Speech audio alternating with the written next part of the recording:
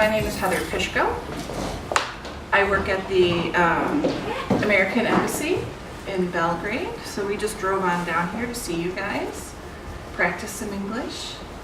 This is my first time giving a speech to American Corner, so be gentle. I'd like to tell you a little bit about Chicago. I grew up in the suburbs of Chicago, so we went into the city as much as we could. I learned to drive on the streets of Chicago. That was pretty challenging. Have any of you traveled to Chicago? You have? When were you there? 2 years ago. And how long did you visit? For 3 months. Wow! So were you in the city? In the suburbs, but Yeah. like you, we went there as much as we could. Right. What suburb did you stay in? Elgin. Okay, so that was that's a far drive from Elgin into Like- the city. It's 40 minutes drive. Right, yeah. I grew up in Lombard, which is a little bit south of Elgin, but straight west. But we'll get to that in a minute. All right, so here we have our beautiful skyline. Although my favorite's not on there, I'll show it to you in a minute. This is the Chicago flag, and then of course the seal for the state of Illinois, which was incorporated in 1818, which of course to you guys is like yesterday. But for us is a long time ago. Chicago, the name, comes from the local Native American tribe word for wild garlic. It was a plant that grew there and was a little bit smelly, and it really made an impression. So we'll call it Chicago. But first it was called Fort Dearborn. They built that in 1795 to support the fur traders that were coming through. The city itself was incorporated in 1837. So here we have a map. Chicago is on Lake Michigan. All 26 miles of the lake shore are public, which is highly unusual in America. Usually, the wealthy get their lakeshore property and keep it to themselves. But the city of Chicago decided, no, we want to share this with everybody. So all 26 miles have beaches, have pedestrian paths, bike paths, they have volleyball nets set up for free.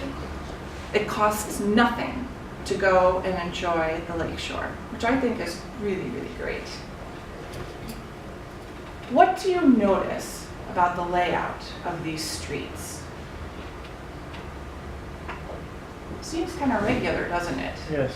Lots of squares. That's because in 1871, there was a huge fire. And on this map on the right, you can see the area that was destroyed because their buildings were all wooden at that time. There was wood everywhere. It was easy to find, it was cheap to get, and to build all of the buildings. So when Mrs. O'Leary's cow kicked over the lantern in her barn, that's what happened. Completely destroyed. There's a little song that's come down since 1871. 5 nights ago, when we were all in bed, old Lady Leary lit a lantern in the shed, and when the cow kicked it over, she winked her eye and said, "There'll be a hot time in the old town tonight." We still sing it. It's awesome. So this is the modern skyline now. In the middle, you see this sculpture. The official title is Cloud Gate because most of it reflects the sky and it's supposed to be a gateway into the park. What do the Chicagoans call it? The bean. It's shaped like a little bean. It's very popular for people to take selfies when they're at the bean because it reflects you so beautifully. They have workers come and clean the bean 7 times a day because people are always touching it, getting their finger. The bean was built in 2006. I've never seen it in person, unfortunately, because 2006 is when I joined the Foreign Service. I forgot to tell you. Belgrade is my 6th post with the Foreign Service. I've also served in Helsinki, Finland, Lima, Peru, Fort Lauderdale, Florida, Washington, D.C., Frankfurt, Germany, and now I'm here halfway through my third year, in Belgrade. So just last week I celebrated my 12th anniversary with the Foreign Service. The very first skyscraper in the United States was built in Chicago in 1884. It was all of 10 stories tall. Right now, you know what, my favorite still isn't in here. Let's see. Aha! The picture up on the left was taken in 1967. The picture on the bottom was taken in 1980 during this trip. That's me on the right in the stripes, my sister, and our family friend that we call Skipper, because he's the captain of the ship. He had a part ownership in this 38-foot long, sailboat, wooden. He would take us out every summer, and he actually taught us how to sail. And his boat was kept in the marina.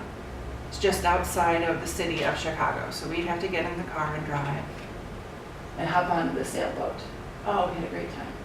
But in the middle of this one, I can point with my cane. This guy, Sears Tower. I heard you say it.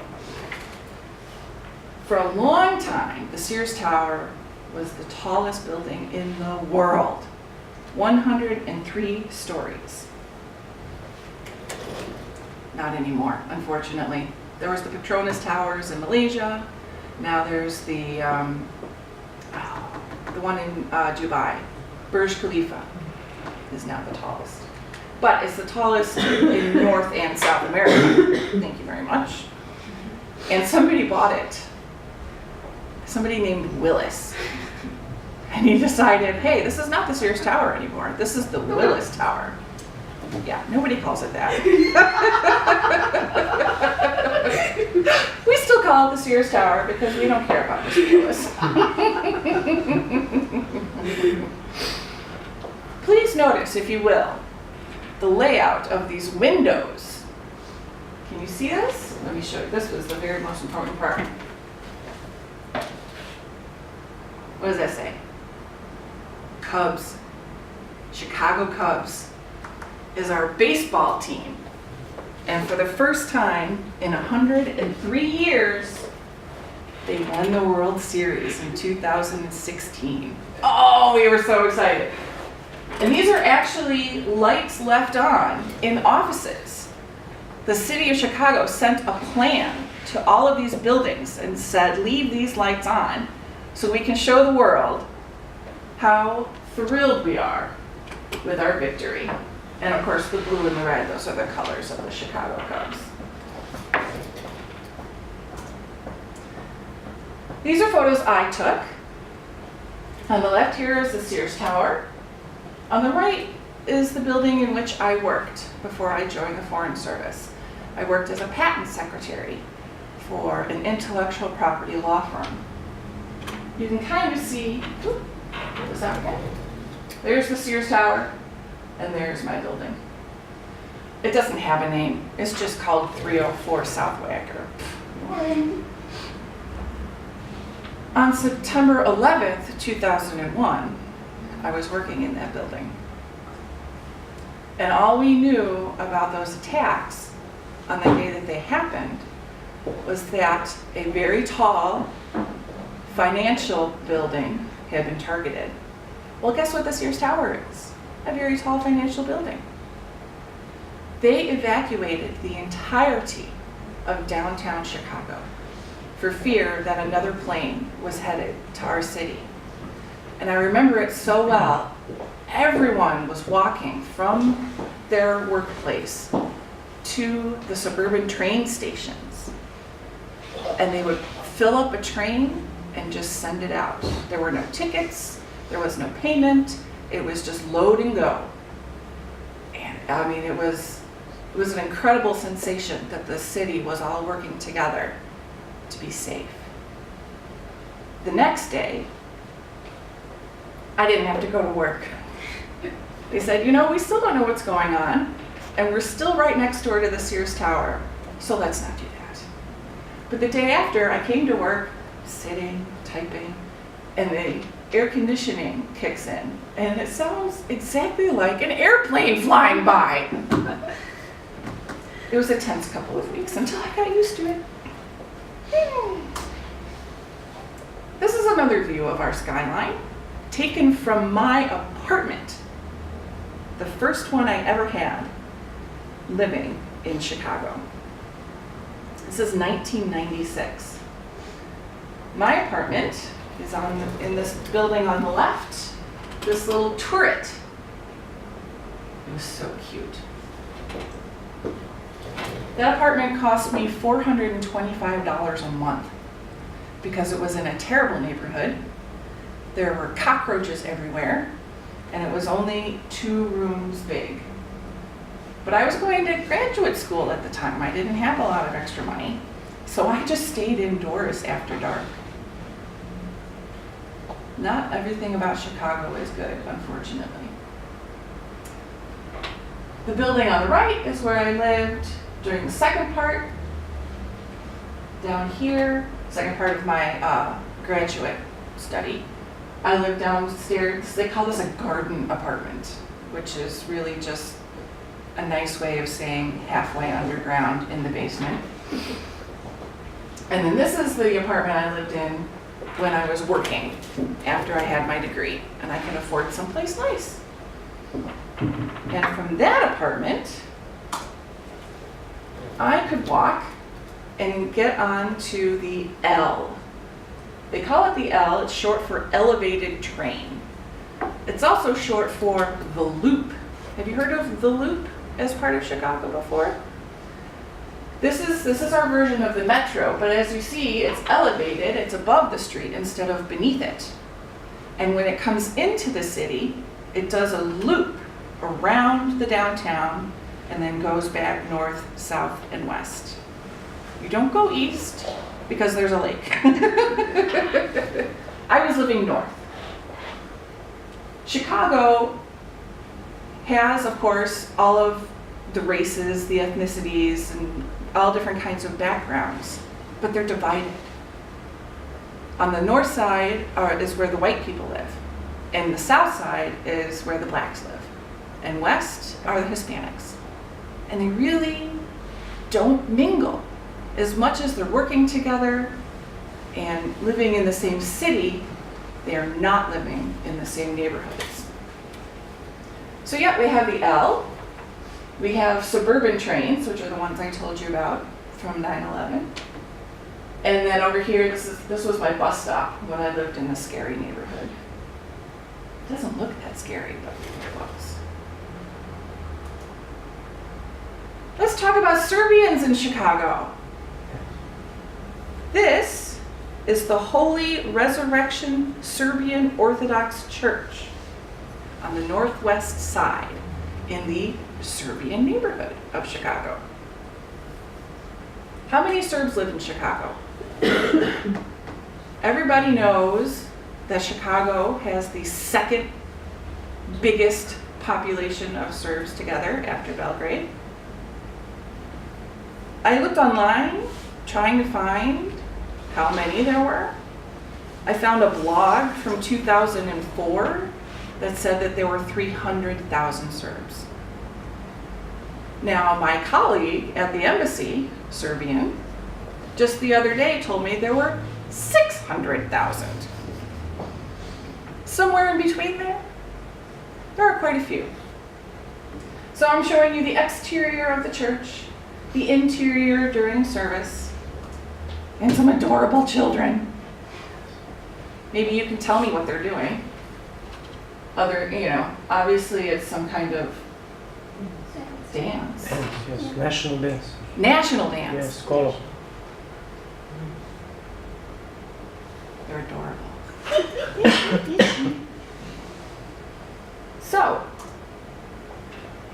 this is Lombard, where I grew up, 20 miles west of downtown Chicago. Lombard, the Lilac Village, was incorporated in 1869, so just a couple years before the Great Fire of Chicago. Now, Lilacia Park is a huge part of our village. We have a lilac parade. We have a lilac queen, lilac princesses. This park has the greatest number of different varieties of lilacs in one place in the world. And it was put together by Colonel William Plum. And after his wife passed away in 1927, he donated the park to the village of Lombard because it just broke his heart to be there anymore. He also donated us land and resources for a library named after his wife, the Helen M. Plum Library, where I spent many, many hours as a child. Here we have the first church of Lombard, built in 1870. It's all made of wood. They're called calico stained glass windows in the Prairie School. I couldn't find a good picture of them. And here are my parents getting married in 1967 in the interior of that very chapel.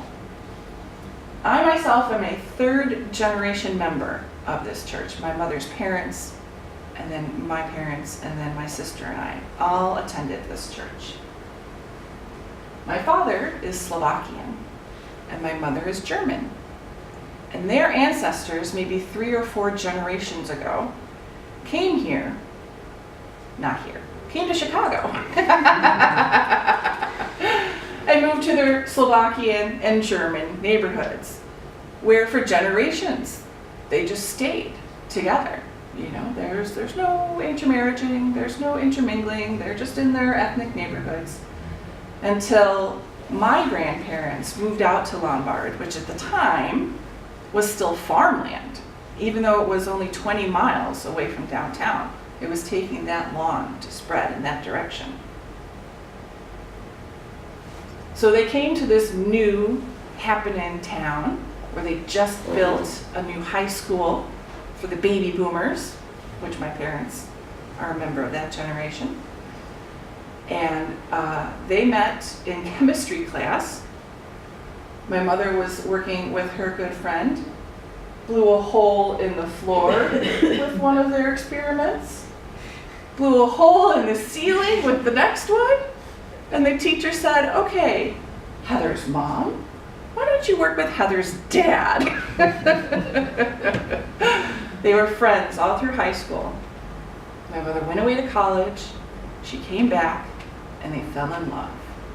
So this wedding was 1 year after my mother graduated from college. It was 11 days after they got engaged, because my father was in the Army and was getting ready to ship out to Vietnam. And so they were together on July 4th for Independence Day, had a little chat, decided they should get married before he shipped out. So this gown you see was sewn by my aunt. Her veil is a lace mantilla that she bought in Spain when she was there studying during college. They had their reception in the basement of the church and served cake that my aunt baked and coffee. And that was it. Last July, they celebrated 50 years of marriage. This is the house I grew up in. I lived there from 1973 to 1996. 3 bedrooms, 2 bathrooms, and 1/3 of an acre. Look at that backyard.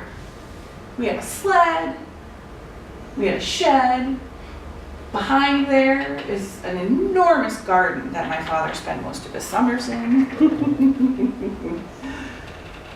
It would say Lombard is a blue collar neighborhood, and by which I mean the families who lived there were they weren't executives or doctors or lawyers. They were workers. My father was a car salesman, and my mother stayed at home with us. Oh, that's my baptism. I'm the oldest of two. My sister's the blonde one with the cheeks. Oh. These dogs are called Irish Wolfhounds. It's Darby and Fletcher. They live to be 11 years old. They don't live very long. And that's our backyard. Our backyard. So here we are, my sister and I. My sister's name is Adrienne. She's 2 years and 1 week younger than me.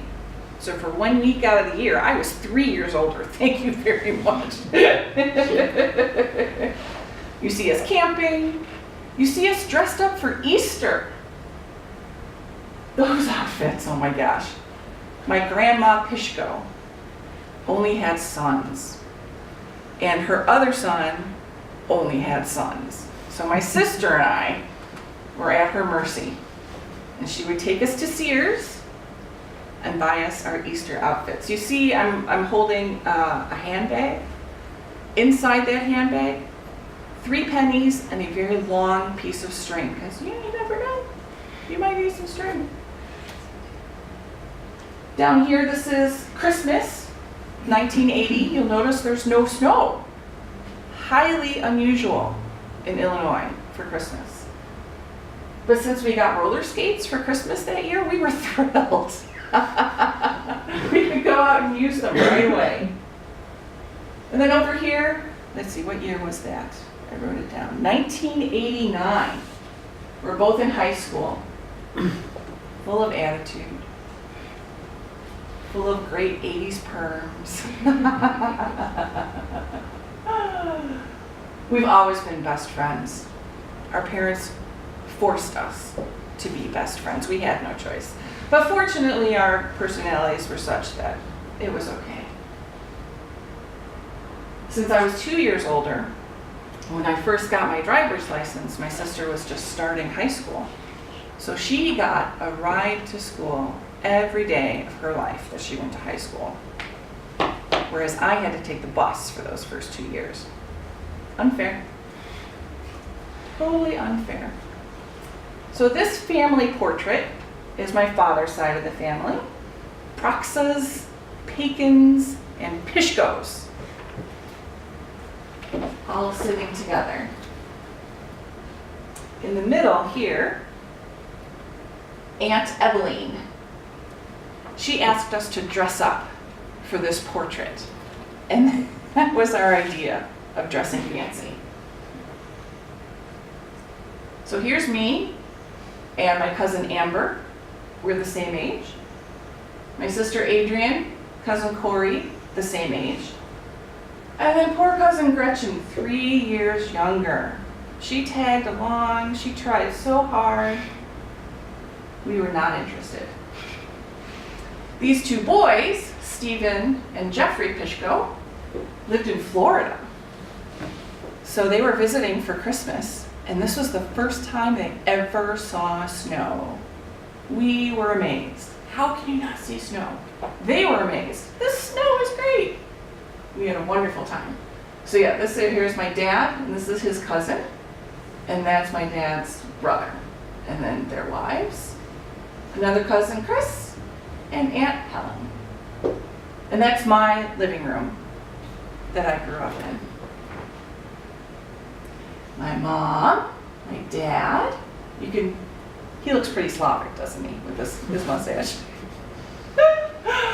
You see this flag here? My dad put that out for every national holiday. He was very patriotic, of course, coming from his Army service. But you know, when he first returned, Americans were really mean to the Vietnam veterans because they didn't agree with the war. And they had a hard time separating the people who were in it and the people who made the decisions. And so as I was growing up, my father taught me patriotism because we weren't learning it at school. You know, people were ashamed of the things that we had done in Vietnam. And so that's something I learned just from him, not from anything around me.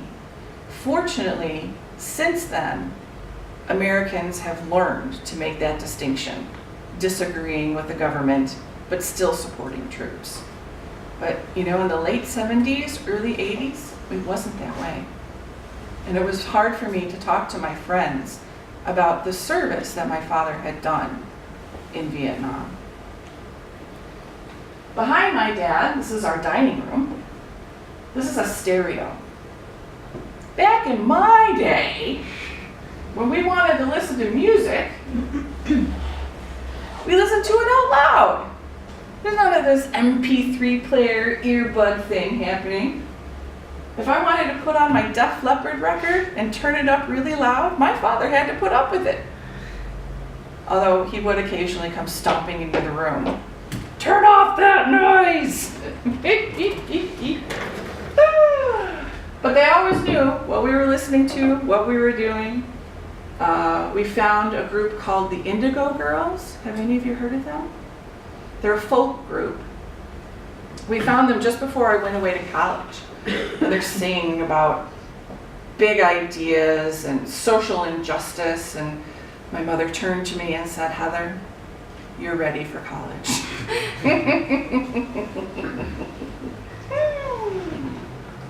This is my sister and I in Prague last summer.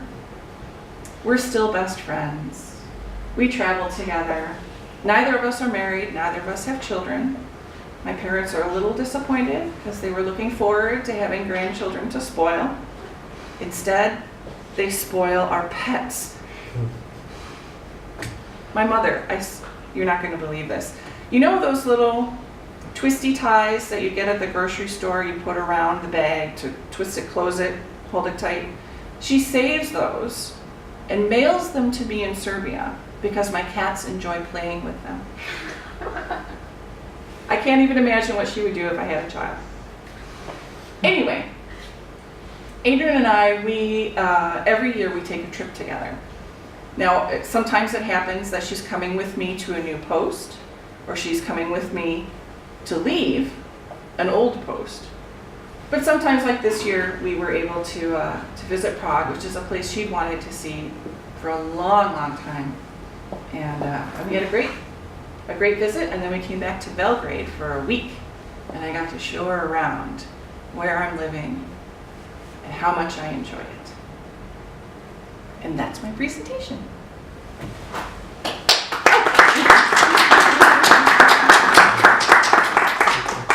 Now we get to do the question and answer part. Do you have any questions for me? Oh yes, of course. Oh, please. I really enjoyed this because I love how open you were about your personal life, and it's because I'm 17 and I was obviously born in the 2000s, so I don't know how the life was before, but I do enjoy the music from that period. So, like, I would like to know how was your day in high school and what did you do, like, and where did you go to have fun and things like that? Well, in high school, I was involved in a theater program. I wanted to be on stage, but more often than not, I was behind stage. I would audition for every play, and I was accepted 3 times out of 12 productions during my 4 years. The cool thing was the very last play of the end of my senior year was Romeo and Juliet, and I got to play the nurse, which was the comedic role. So while everybody's crying tears over Romeo and Juliet, they were laughing at what I was saying. And a lot of people came backstage to me and praised me for the way that I was speaking Shakespeare, was in a way that they could understand. So I was really proud of that.